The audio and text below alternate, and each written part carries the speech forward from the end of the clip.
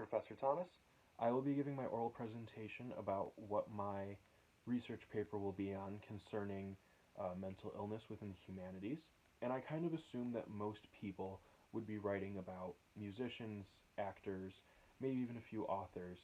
But considering that my field of interest and what I plan on pursuing with my education is philosophy, I kind of decided to go with something a little different than what I presume most people would be doing and talk about mental illness within philosophy. Now, I thought for a while about who I specifically wanted to focus on, and initially I wanted to write about Diogenes, which, if you don't know who that is, he was a ancient Greek philosopher born sometime around like 412 to 404 BC, died sometime around 323 BC. But I highly recommend that you watch some videos, read about him, anything, just because he is such a character and such an interesting individual. Uh, Plato referred to him as a Socrates gone mad. Notoriously, he would mock Plato and harass him, and even Alexander the Great.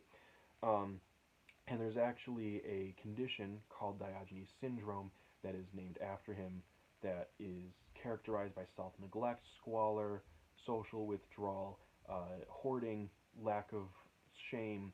Um, However, it's kind of misattributed to him because while he was homeless and lived somewhat in squalor, um, he had no materials, and he did kind of have a lack of shame. Um, he would notoriously perform his public acts and his bodily functions in public, much to the disgust and horror of other people. Um, he kind of thought he was bettering himself through it, and that by living a materialless life, um, he was improving and developing himself as an individual. Um, when I was doing my research on him, though, I kind of realized that while he supposedly wrote some plays and books, none of them have survived to modern day, and most of the information known about him is purely anecdotal. Um, just stories and stories, but nothing concrete, nothing entirely confirmed. It's acknowledged that he did exist, but to the extent of his existence and his impact, it's a little less known. So I realized that most of my research on him would be purely speculative. So instead, I decided to go with the Romanian-born philosopher Emil Ceran, who I actually referenced in my Moonlight essay in the first paragraph. Um, Now, to give you a brief overview, Emil Ceran was born in Romania in 1911. He died in France in 1995, which is where he lived most of his life. And his main focus was with pessimism, nihilism, even a little bit of antinatalism. I don't actually know how much of his philosophy and ideas I agree with, but I find his work and just himself and his character very fascinating. Um, he suffered from depression, which is very self-evident in his work, and also had terrible bouts of insomnia, and later in his life suffered from Alzheimer's, which he inevitably passed away from. But what's really interesting about him is that most of his philosophy is somewhat optimistic or joyfully pessimistic, um, which I guess is sort of oxymoronic, but he has, quotes such as, "If death had only negative aspects, dying would be an unmanageable action," or "It's not worth the bother of killing yourself since you always kill yourself too late."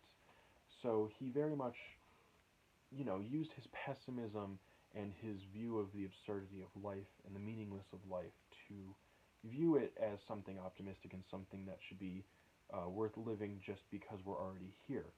Um, he's just, it's very interesting. It's a very fascinating take on existence and life. So my plan is to discuss a little bit about his life at the beginning, go into a more clinical examination of what he suffered from, specifically his depression and insomnia, maybe go a little bit into his Alzheimer's, and then kind of bring it all together in the end about how those conditions impacted his philosophy, his view of the world, um, and just his work in general. In terms of sources, I will be referencing some of his books, primarily The Trouble with Being Born, a couple other of his works, But also because he is a much more modern philosopher, there's quite a bit of articles about him and interviews that I will also be referencing. I'm just trying to get as close from his own word as possible in order to analyze and just interpret him and his life.